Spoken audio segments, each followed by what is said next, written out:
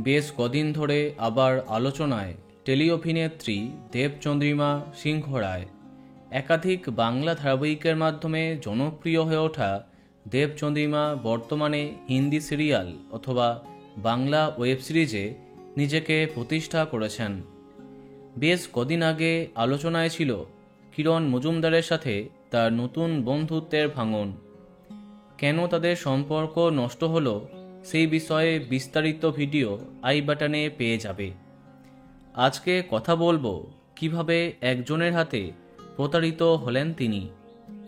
অভিনেত্রীর পাশাপাশি তিনি একজন সোশ্যাল মিডিয়া ইনফ্লুয়েন্সার, ফলে বিভিন্ন কোম্পানির হয়ে ব্র্যান্ড ক্যাম্পেনে তাকে অংশ নিতে হয়, তাকে প্রমোশন করতে দেখা যায়। সেই রকমই কোক স্টুডিও ক্যাম্পেনের জন্য এনমে ওয়েব মিডিয়ার সাথে কোলাবোরেট করেছিলেন, যার কর্ণধার ছিলেন সুদীপ্ত নামে একজন।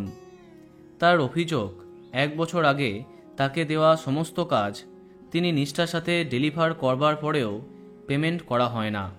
প্রথমে বলা হয়েছিল কোনো সমস্যার জন্য একটু দেরি হচ্ছে, তবে পরে তিনি জানতে পেরেছেন কোক স্টুডিও থেকে তার এবং বাকি ক্রিয়েটরদের পেমেন্ট অনেক দিন আগেই দিয়ে দিয়েছিল, কিন্তু তারা সেটা পাননি। ফলে প্রতিবাদ করেছেন দেবচন্দ্রিমা। অভিযুক্ত সুদীপ্তকে তিনি জানিয়েছেন খুব শীঘ্রই তার বিরুদ্ধে আইনি পদক্ষেপ নেওয়া হবে। তোমরা দেখতেই পাচ্ছ দেবচন্দ্রিমার সেই পোস্ট। তো বন্ধুরা, এখন তোমার কি মন্তব্য কমেন্টে জানাতে পারো। আর এই রকমই আরও অনেক ভিডিও পেতে সাবস্ক্রাইব কারেন্ট বস। ধন্যবাদ।